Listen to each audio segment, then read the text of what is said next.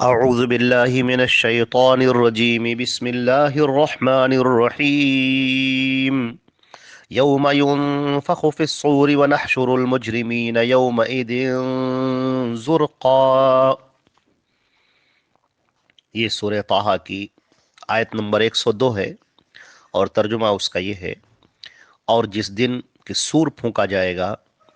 اور اس دن ہم مجرمین کو اس حال میں اکٹھا کریں گے کہ خوف کی وجہ سے ان کی آنکھیں نیلی ہوں گی۔ یہاں پر قیامت کا ذکر ہوا ہے۔ اس سے پہلے کی جو آیات تھیں اس کے اندر یہ بات بیان کی گئی کہ ہم نے قرآن پاک کو اتارا ہے اور اپنے رسول کو ہم نے بھیجا ہے ہدایت کے ساتھ میں۔ اب جو اس ہدایت کو قبول کرے گا وہ کامیابی کی راہ پر چلنے والا ہوگا، اور جو رسول کا انکار کرے گا، جو آسمان سے اتری ہوئی اس شریعت کو ٹھکرا دے گا، تو اس کے لیے قیامت کا دن ہے۔ اور جو قیامت کا دن ہوگا اس دن وہ اپنے بوجھ کو اٹھائے گا، یہ جو گناہوں کا بوجھ ہوگا، اور اسی کے ساتھ میں اس کی ندامت اور شرمندگی ہوگی۔ وہ دن بڑا ہولناک اور انتہائی خطرناک دن ہوگا، جس دن انسان پریشان ہوگا۔ تو فرمایا گیا کہ وَسَاءَ لَهُمْ يَوْمَ الْقِيَامَةِ حِمْلًا، کہ جس روز ان کا بوجھ انتہائی برا ہوگا، اور کتنا ہی برا بوجھ ہے جو وہ اٹھا رہے ہیں۔ اسی کے آگے کی آیت یہ ہے کہ یوم ینفخ فی الصور، وہ دن جس دن سور میں پھونکا جائے گا، سور پھونکا جائے گا۔ اس سے پہلے کی آیات میں تشریح گزر چکی ہے کہ جس طرح بیل کا ایک سینگ ہوتا ہے، اسی طریقے سے سور ہے، ایک اس میں سے آواز سے نکلتی ہے، اور حضرت اسرافیل علیہ السلام اللہ کے فرشتے ہیں، وہ اس کے اوپر متعین ہیں۔ اور جیسا کہ حدیث میں بیان کیا گیا ہے کہ وہ سور اپنے منہ میں لگائے ہوئے ہیں، اور کان بالکل اللہ کی طرف ان کے لگے ہوئے ہیں کہ کب اللہ کا حکم ہوتا ہے، اذن ہوتا ہے، اور وہ اس میں پھونکیں۔ اور جو ہی اس کے اندر وہ پھونکیں گے، وہ آواز اس قدر تیز ہوتی چلی جائے گی کہ یہ پوری کائنات درہم برہم ہو جائے گی، یہ پوری دنیا فنا ہو جائے گی اور ختم ہو جائے گی۔ اس کے بعد یہ نفخہ اولا ہے، یعنی یہ پہلا پھونکنا ہے، جس دن پوری کائنات کے تمام مخلوقات جو بھی ہیں وہ سب کے سب ختم ہو جائیں گی، حتیٰ کہ فرشتے بھی، کوئی بھی باقی نہ رہے گا، صرف ایک اللہ ہے، اللہ کی ذات ہے جو باقی رہے گی۔ اور اللہ رب العزت ارشاد فرمائیں گے لمن الملک اليوم، آج کس کی بادشاہت ہے؟ اور کوئی جواب دینے والا نہیں ہوگا، کیونکہ سب کے اوپر موت طاری ہو چکی ہوگی، کوئی باقی نہیں ہوگا، کوئی ذی نفس نہیں ہوگا جو آواز لگا سکے، جواب دے سکے۔ اور اللہ تعالیٰ خود ہی فرمائیں گے للہ الواحد القہار، صرف ایک اللہ کی آج حکومت ہے، بادشاہت ہے، جو سب پر غالب ہے۔ یہ پہلا جو سور پھونکا جائے گا تو یہ سب کائنات پوری درہم برہم ہو جائے گی، پوری دنیا ختم ہو جائے گی، سب ختم ہو جائے گا۔ اس کے بعد دوسرا سور پھونکا جائے گا، یعنی دوبارہ۔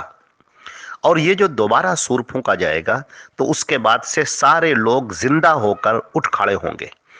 اور میدان محشر میں اکٹھا ہو جائیں گے۔ تو یہاں پر جو ذکر ہو رہا ہے کہ یوم ینفخ فی الصور، کہ جس دن سور میں پھونکا جائے گا، تو یہاں پر یہ دوسرا والا سور مراد ہے، کیونکہ آگے کی آیت اس کی تشریح کر رہی ہے۔ یوم، اس دن، ینفخ، جب پھونکا جائے گا، اس میں پھونک دیا جائے گا۔ اور یہ کون پھونکیں گے؟ حضرت اسرافیل علیہ السلام، جیسا کہ احادیث میں، صحیح احادیث میں جیسا کہ مذکور ہے۔ جب وہ سور میں پھونکیں گے تو پھر سارے کے سارے لوگ اٹھ کھڑے ہوں گے، اپنی اپنی قبروں سے باہر نکلیں گے، اور عالم برزخ کے اندر بھی جو لوگ ہیں وہ سب کے سب باہر نکلیں گے، اس دنیا میں جو لوگ ہیں وہ سب باہر نکلیں گے، سارے کے سارے انسان، آدم علیہ السلام سے لے کر اور اس دنیا کا آخری انسان تک، سب کے سب، سارے کے سارے لوگ سب نکل کھڑے ہوں گے، اور سب کے سب اللہ رب العزت کی طرف چل پڑیں گے، میدان محشر کے اندر سب کے سب اکٹھا ہوں گے۔ اسی کو فرمایا گیا وَنَحْشُرُ الْمُجْرِمِينَ، اور ہم اس دن مجرموں کو اکٹھا کریں گے۔ یہاں پر مومنین کا حال نہیں، یہاں پر مجرموں کا حال بیان کیا جا رہا ہے، کہ وہ لوگ جو قرآن کو جھٹلانے والے ہیں، جو رسول اللہ صلی اللہ علیہ وسلم کے فرمان کو جھٹلانے والے ہیں، جو اللہ کی اتاری ہوئی شریعت کو ٹھکرانے والے ہیں، ان کا حال یہ ہوگا کہ اس روز ہم ان کو اکٹھا کریں گے، زرقا، اس حال میں کہ خوف کی وجہ سے ان کی آنکھیں پتھرائی ہوئی ہوں گی۔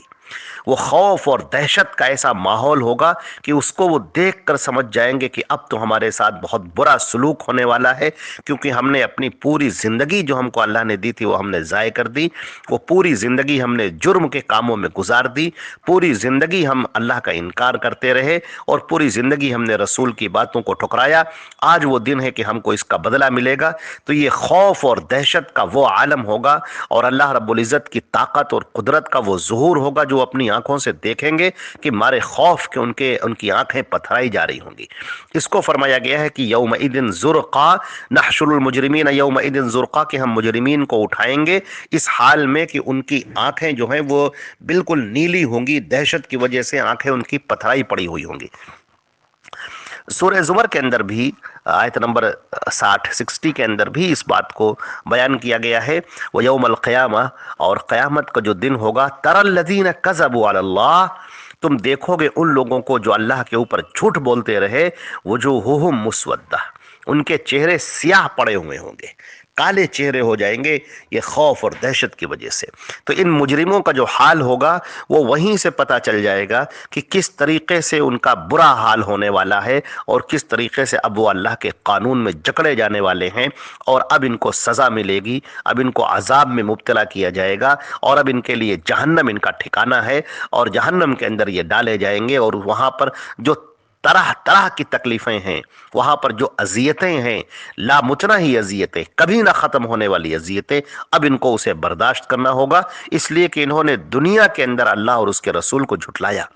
اور انہوں نے آسمان سے اتاری ہوئی شریعت کو نہ مانا۔ اللہ نے ان کے لیے ہدایت نازل کی تھی، اللہ نے ان کے لیے ہدایت کا پروانہ نازل کیا تھا، ان کے سامنے نقشہ کھول کر رکھ دیا تھا، ان کے سامنے دو دو چار کی طرح ہر بات روشن اور واضح انداز میں بیان کر دی تھی، مگر یہ لوگ اپنے عقل و شعور کا استعمال نہ کر سکے، یہ لوگ صرف اسی دنیا کو سب کچھ سمجھتے رہے اور رسول کی باتوں کو جھٹلاتے رہے، اور آج اس کا نتیجہ یہ ہے کہ آج یہاں پر یہ کھڑے ہوں گے، اور آج ان کو ان کے جرائم کا، ان کے جرم کا، ان کی غلط روش کا آج ان کو بدلہ دیا جائے گا، اور اس بدلے کو یہ سمجھ رہے ہوں گے اور یہ جان رہے ہوں گے کہ اب ہمارا برا سلوک ہونے والا ہے، اس لیے وہ دہشت کا عالم ہوگا، خوف کا عالم ہوگا، اور آنکھیں ان کی پتھرائی ہوئی ہوں گی اس روز، جب کہ ہر انسان ایک دوسرے سے بھاگ رہا ہوگا، باپ اپنے بیٹے سے، بیٹا اپنی ماں سے، بھائی اپنی بہن سے، بہن اپنے بھائی سے، ہر انسان غرض کی، ہر انسان ایک دوسرے سے بھاگ رہا ہوگا اور نفسا نفسی کے عالم میں مبتلا ہوگا، ہر انسان پریشان ہوگا کہ اب میرا کیا ہونے والا ہے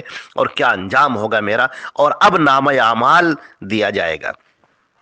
نامہ اعمال انسان کا وہ ریکارڈ جو اس نے زندگی میں کیا ہے، اس کا پورا ریکارڈ اب وہ جھٹلا نہیں سکتا، وہ کہہ نہیں سکتا کہ میں نے یہ تو کیا ہی نہیں تھا، یہ تو ہم نے کیا ہی نہیں، پوری زندگی کا عمل نامہ اس کے سامنے موجود ہے، اس کے ہاتھ پیر اس کی گواہی دینے کے لیے تیار ہیں، اور اس وقت جس کا نامہ اعمال اس کے دائنے ہاتھ میں دیا جائے گا وہ انتہائی خوش ہوگا، وہ مومن ہوگا، اور وہ لوگوں کو دکھاتا پھرے گا اور کہے گا کہ واہ کیا کہنے، ہم کو تو اس دن کا یقین تھا، ہم کو تو اللہ سے ملاقات کا یقین تھا، ہمیں تو معلوم تھا کہ میدان محشر قائم ہونا ہے، اور ہمیں تو معلوم تھا کہ اللہ کی جنت ہے اور جہنم ہے، اور ہمیں تو معلوم ہے کہ اس کے نبی جو کہتے تھے بالکل سچ کہتے تھے، لہذا وہ خوش اور خرم ہوگا۔ اور دوسرے وہ لوگ ہوں گے جو مجرم ہوں گے، جو طاغی ہوں گے، سرکش ہوں گے، جو منافق ہوں گے، جو اس دنیا کے اندر کفر کی راہ اور شرک کی راہ اختیار کرنے والے ہوں گے، جنہوں نے اللہ کو اور اس کے رسول کو جھٹلایا ہوگا، جنہوں نے اللہ کی بات نہیں مانی، اس کے رسول کی بات نہیں مانی، جنہوں نے آسمان سے اتری ہوئی شریعت کی کوئی پرواہ ہی نہیں کی،